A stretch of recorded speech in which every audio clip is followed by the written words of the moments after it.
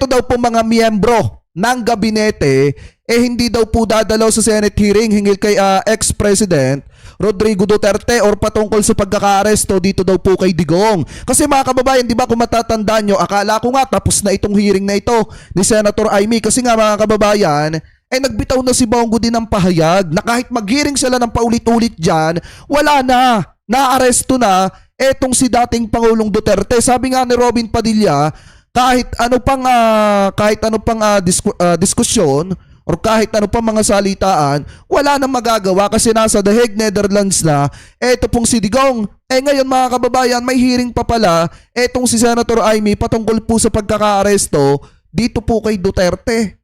Kung nagagawa ni Senator Amy Marcos na magpahiring ng paulit-ulit, ibig sabihin, pwede na palang umpisahan ng Senado yung trial about po sa impeachment nitong si Sara Duterte. Kasi tayo mga kababayan, parang unfair naman sa mamamayang Pilipino na nakikita nila na kapag kakaalyado nila nitong mga senador na ito yung naaaresto, ginagamit nila yung kapangyarihan nila bilang isang senador para protektahan itong mga kaalyado po nila. Pero pagka yung interest natin na ipinananawagan po natin na sana umpisahan na yung impeachment trial sa lalo't madaling panahon, ayaw nilang pansinin. Nananatiling bingi at pipe sila sa issue pong yan. Pero pagdating kay Duterte, ay handa pa ata magpagsagawa ng hearing mga kababayan at handa pa atang gamitin ng Senado para sa mga pangsarili po nilang interest. So ito, pakinggan po nating mabuti. Uulitin ko mga kababayan kung matatandaan nyo, nagbitaw nung nakaraang araw etong si Atty. Claire na hindi daw po pipigilan ng presidente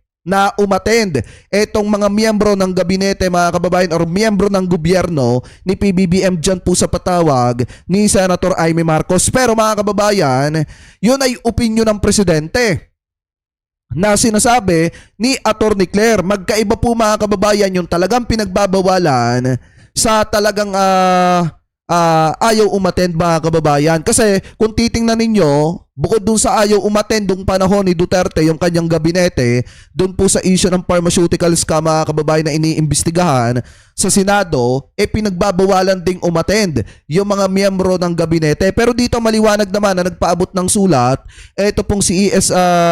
Bersamin, mga kababayan dito kay Senator Amy, kasi wala nang ang kwenta.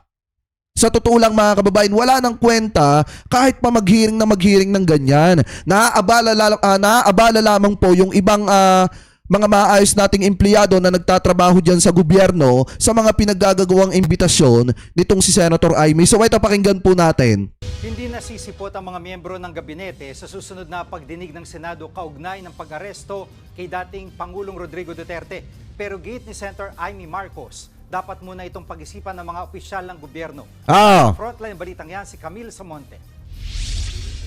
Sumulat si Executive Secretary Lucas Bersamin kay Senator Amy Marcos. Sa kanyang liham, ipinaalam niya sa senadora na hindi na dadalo ang gabinete sa ikalawang pagtinig ng Senado tungkol sa pag-aresto kay dating Pangulong Rodrigo Duterte. Kasi sa totoo lang mga kababayan, nasagot na Nasagot na yung mga katanungan ng nitong Senator Amy ni Alan Peter Cayetano dito po sa mga opisyalis ng gobyerno.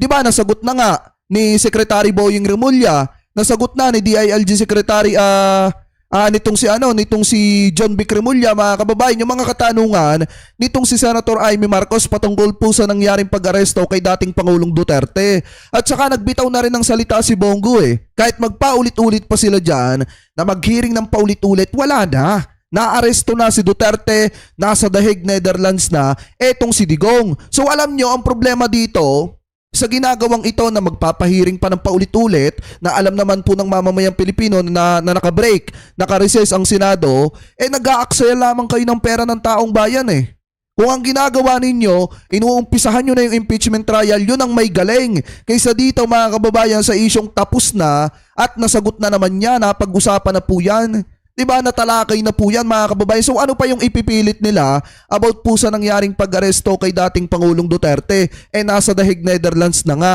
At pagtungtong ng September, September mga kababayan, haharapin na po niya yung kanyang trial doon po sa ICC. So ano pang purpose nitong investigasyon na ito ni Senator Amy? Ayon kay Bersamin, nasagot naman ng mga opisyal ng gobyerno ang mga tanong sa naunang pagdinig noong March 20 ng Senate Committee on Foreign Relations. Nakapagbigay rin daw sila ng sapat na impormasyon.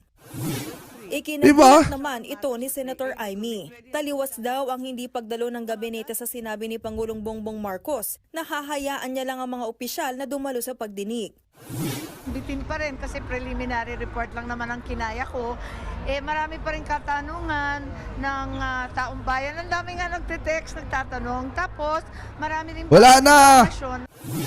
Hindi na kami interesado dyan, Senator Amy Marcos. Kahit yung mga kababayang Pilipino natin, hindi na interesado dyan. Ang gusto na naming makita ay maumpisahan na yung impeachment trial para masagot kung sino ba talaga si Mary Grace Piatos. Para mapalabas kung sino ba talaga ang nasa likod ni Mary Grace Piatos na nakinabang ng confidential funds. Yun yung gusto naming malaman, hindi na yung patungkol sa pag-aresto kay dating Pangulong Duterte. Kasi unang-una mga kababayan, wala na, tapos na po yan. Nasa The Hague, Netherlands na etong si Duterte mga kababayan, at hanggat hindi lumalabas yung desisyon ng ICC, hindi siya makakabalik ng Pilipinas. Ang masaklapan nun, paano pagka guilty siya doon? Di after 30 years pa bago siya makabalik mga kababayan ng Pilipinas. Yun po yung katotohanan dyan. So ngayon, hindi natin alam kung ano ba yung dahilan kung bakit paulit-ulit pa etong hearing na ginagawa ni Senator Amy Marcos. Sinasayang niya lang yung pera ng taong bayan at ginagamit niya lamang po yung Senado para po sa pangsarili po nilang interes. Kasi pagka panawagan ng taong bayan, bingi kayo eh. Hindi, sa totoo lang, pagka panawagan ng mamamayang Pilipino, di nyo naririnig eh. Di nyo kami pinapakinggan. Pero kapag kakaalyado po ninyo, yung nasasagasaan, kagad po kayo nagpapatawag ng hearing. So ang Senado po ba ay para na sa mga kaalyado po ninyo? O yan ay para pa sa taong bayan? Kami nagtatanong lang naman. Diba yan ba ay Senado pa ng mamamayang Pilipino o Senado na lang ng mga Duterte? Hindi, kami nagtatanong lang naman. Kasi parang parang ganun yung lumalabas dyan. Pagkakaalyado nila, pagka mga Duterte yung pinag-uusapan, ang bilis nilang magsagawa ng hearing. Pero kapag panawagan ng mamamayang Pilipino na umpisahan na yung impeachment trial, parang mga bingit pipitong mga to. Diba mga kababayan? Kaya nga dapat, respetuhin ninyo yung pera ng mamamayang Pilipino. Kasi unang-una, pera ng taong bayan yung ginagamit nyo dyan tuwing magsasagawa kayo ng mga hearing na ganyan. Sinagot na raw ni Senator Amy ang sulat ni Bersamin. Hiling niya, pag-isipan muna ito dahil baka akalain ng publiko may tinatago sila tungkol sa pag-aresto kay Duterte. Sa kabila niyan, hindi pa rin daw kakanselahin ni Senator Amy ang pagdinig. Executive privilege at sub judice, alam naman natin, walang pinagbawal na ng Korte Suprema. Chief Justice si Executive Secretary Bersamin, kabisado niya yan, alam niya, walang pangkalahatang blanket na executive privilege. Kasi pag hindi sumisipot, ang duda ng tao may tinatago. Umaasa pa rin ako doon sa sinabi ni... Hindi naman kasi pwedeng sabihin mong may itinatago eh. Kasi yung pagka-aresto kay dating Pangulong Duterte, nakita naman niya ng mamamayang Pilipino. Hindi naman yan yung tipo na inaresto ng palihim. Yan po ay kita ng taong bayan nung inaaresto si dating Pangulong Duterte habang binabasahan ng Miranda rights. At kita naman din ng taong bayan nung dinala si Duterte sa The Hague, Netherlands. So ibig sabihin, walang tinatago ang ating gobyerno at transparent ang ating gobyerno sa naging pag-aresto kay dating Pangulong Duterte. Kayo ba, Senator Amy Marcos, kami nagtatanong lang naman, bakit masyado kayong concern kaya dating Pangulong Duterte? Bakit kailangan nyo pang pag-aaksayahan ng panahon na kahit nakareses ang Senado ay nagpapagawa kayo ng mga hearing na ganyan? Na kahit sinabi na nga ni Bongo na kahit magpaulit-ulit kayo magsagawa ng ganyan ay wala nang pupuntahan yan kasi naaresto na etong si Duterte at nasa The Hague, Netherlands na. So ngayon kami nagtatanong lang naman, bakit po parang sobrang importante ata sa inyo si dating Pangulong Duterte? Ni Presidente na hindi daw pagbabawal, pero liwaliwanag ng sulat, bawal. Hindi sila a-attend. Nitong nakaraang linggo lang nang ilabas si Senator Amy ang preliminary findings sa kanyang pagdinig kung saan binigyan diin niyang hindi obligasyon ng Pilipinas na i-turn over si Duterte sa International Criminal Court. Nagbabalita mula sa Frontline, Camille Samonte, News 5. Oh, ayan, maliwanag mga kababayan. At saka dating dating nasa Korte Suprema, etong si E.S. Bersamin, alam niya mga kababayan kung ano yung ginagawa niya. At alam din naman ni E.S. Bersamin na nasagot na talaga lahat yung mga katanungan mga kababayan. Kasi paulit-ulit na lang Paulit-ulit na lang yung itinatanong ni Senator Amy Marcos, yung sinasabi nila na wala daw jurisdiction ang ICC dito po sa ating bansa. Pero kung titingnan po natin mga kababayan, kahit yung abogado ni Duterte, ganun din yung sinasabi. Ipinipilit pa rin nila na wala daw jurisdiction ang ICC dito daw po sa ating bansa, kaya illegal daw po yung naging pag-aresto kaya dating Pangulong Duterte. Pero mamaya mga kababayan, alamin natin kung illegal ba talaga yung naging pag-aresto kay dating Pangulong Duterte or hindi. Mga kababayan, ano po? So ngayon, punta naman po tayo dito sa next topic po natin na kung saan mga kababayan, eto daw pong legal team ni dating Pangulong Duterte, pinaplansya na. Pinaplansya na po mga kababayan yung depensa po nila. Ano po, or yung argument nila mga kababayan dyan po sa ICC kaugnay po ng kasong kinakaharap ni dating Pangulong Duterte na crimes against humanity. So ngayon, eto, pakinggan po natin itong nakita nating balita galing po dito sa News 5. Ikinay-credit po natin sa kanila yan. I-play na po natin. Pinaplansya na ng legal team ng kampo ni dating Pangulong Rodrigo Duterte ang kanilang argumento para sa hinaharap nitong kasong crimes against humanity. Naniniwala raw si Attorney Nicholas Kaufman na malakas ang argumentong isusumit. Eto yung malupit mga kababayan. Hindi pa nagsisimula yung hearing pero ang yabang na agad. Sinasabi na agad na malakas daw yung kanilang argumento, yung kanilang depensa laban daw po dito sa mga kasong isinampa laban kay dating Pangulong Duterte. Ito, ipagpatuloy pa natin sa korte patungkol sa usapin ng jurisdiction. Ah. Tumanggi ng magbigay ng iba pang detalye rito ang abogado at iniwasan na ring sagutin ang punahan ng mga kritiko na nangyari naman ang mga krimen sa panahong miyembro pa ang Pilipinas sa ICC. Gayunman, ayaw pangunahan ni Kaufman ang biruin niyo mga kababayan na ipinipilit kasi nila dito, lalo na nitong legal team ni Sara Duterte, ng kanyang tatay dyan po sa ICC, yung about po sa nangyaring pag-aresto dito kay dating Pangulong Duterte, yung jurisdiction ng ICC dito po sa Pilipinas. Pero maliwanag naman po kasi mga kababayan na sinasabi din na eto, yan nakita natin, sabi dito, the International Criminal Court, ICC, retains jurisdiction over crimes allegedly committed while states was a party or part or yung kabahagi pa mga kababayan to the Rome Statute even after that state withdraws as long as the cases were filed before the withdrawal became effective. Yan yung sabi dyan. So ibig sabihin mga kababayan, hindi natin pwedeng pigilan ang International Criminal Court na mag-imbestiga dito po sa ating bansa. Pangalawa mga kababayan, hindi na lang pwedeng sabihin na walang jurisdiction ng ICC dito po sa ating bansa. Maliwanag naman po yung sinasabi natin noong nakaraan na bilang pagrespeto sa naunang imbestigasyon ng ICC, obligado tayo mga kababayan na papanagutin eto pong si dating Pangulong Duterte. Kasi nga naman, kung tutusin mga kababayan, bukod sa inirerespeto natin yung unang investigasyon ng ICC, kasi nga naman bago nag-withdraw ang Pilipinas sa Rome Statute na i-filed na po yung kasong yan laban kay dating Pangulong Duterte, yung crimes against humanity na yan, 2017 pa lang. And then nag-withdraw tayo mga kababayan sa Rome Statute 2019. Ibig sabihin, ilang taon na yung nakalipas buhat nung na-filed yung kaso laban po kay dating Pangulong Duterte. So ngayon, bilang pagrespeto sa nauna nilang investigasyon, mga kababayan, siguro naman, karapat dapat napapanagutin at isuko etong si Duterte dyan po sa ICC mga kababayan, lalo na at yung arrest warrant ay ipinadaan sa Interpol mga kababayan na naging dahilan naman para mai-implement ng ating mga law enforcer kay dating Pangulong Duterte. So ngayon, maliwanag naman po yung sinasabi dyan, walang nilabag ang ating gobyerno, Walang nilabag ang gobyerno ni PBBM patungkol po sa nangyaring pag-aresto kay dating Pangulong Duterte. At ang isa pa dyan mga kababayan, hindi naman po kasi si PBBM yung nagkaso laban po dito kay Duterte. Kung hindi, yan po ay 2017 pa na i-file yung kasong crimes against humanity laban po kay Digong, at ang nag-file po niyan ay walang iba kung hindi si former Senator Trillanes. Kaya nga malakas ang loob ni Digong na sabihin na huwag habulin si PBBM at walang alam dyan si PBBM. Wala pong kasalanan dyan si PBBM. Di ba si Duterte na nga nagsabi niyan? Walang kasalanan si Marcos.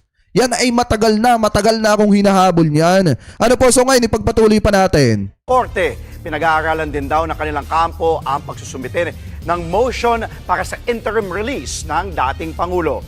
Samantala, hiniling daw mismo ni dating Pangulong Duterte na respetuhin ang judicial process. Narito ang bahagi ng pahayag ni Attorney Kaufman.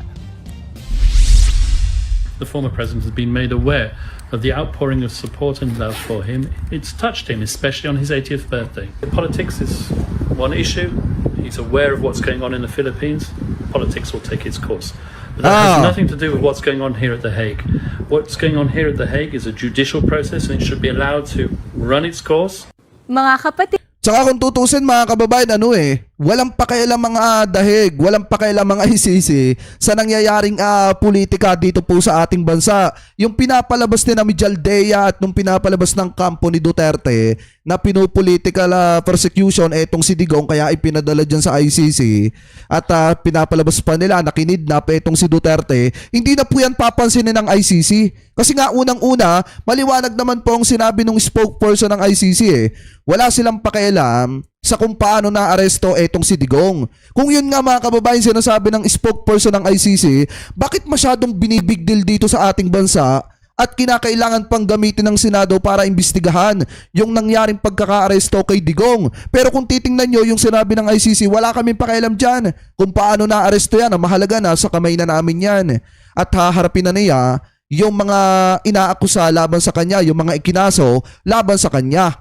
So nakakapagtaka lang na masyadong binibigdil ni Amy dito po sa ating bansa at kailangan pa magsagawa ng mga hearing na ganyan. So ngayon kung titingnan nyo, sinabi din naman dito sa balita na tikom daw ang bibig. Tahimik lang daw etong si Attorney Kaufman patungkol po mga kababayan doon sa sinasabi ng mga kababayan Pilipino natin na may nauna ng investigasyon etong ICC. Alam nyo mga kababayan, sa totoo lang, hindi naman po aabot sa ganitong parte na si Digong iimbestigahan pa dyan sa ICC at dyan po siya lilitisin. Kung naging tapat lang at tumupad lang sa usapan etong si Duterte, ano yung usapan na yon? Di ba mga kababayan, nung ang Pilipinas ay nag-withdraw sa Rome Statute, ano ba yung pangako ng Pilipinas? Magsasagawa kami ng sarili po naming investigasyon patungkol sa war on drugs. Anong nangyari? Nagsagawa ba sila ng investigasyon na yon?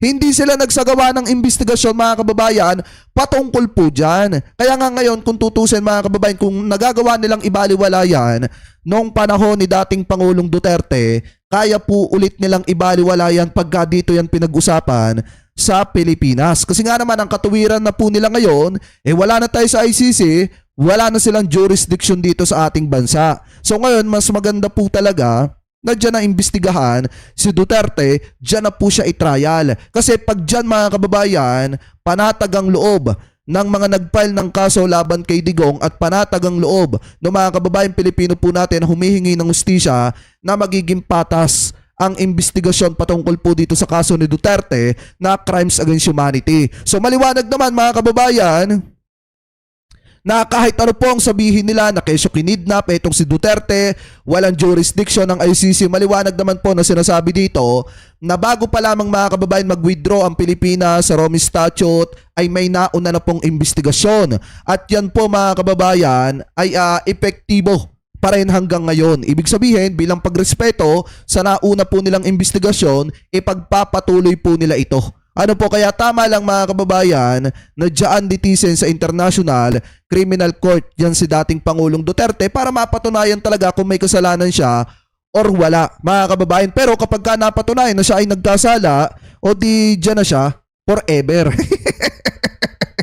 Pero pagka naman siya mga kababayan at magaling yung kanyang legal team, gaya ng sinasabi ng mga DD-shit, ay napawalang sala o di makakauwi siya ng Pilipinas ng taas noo kahit kanino. Kasi nga mga kababayan, nalampasan niya yung paglilitis dito sa ICC. Ibig sabihin, inosente siya. Pero mga kababayan, gaya nga po ng sabi ko, paulit-ulit, medyo matagal yung proseso dito sa ICC. Kasi nga, dinadaan nila yan sa due process. So bago pa makauwi ng Pilipinas itong si dating Pangulong Duterte, napakahabang panahon pa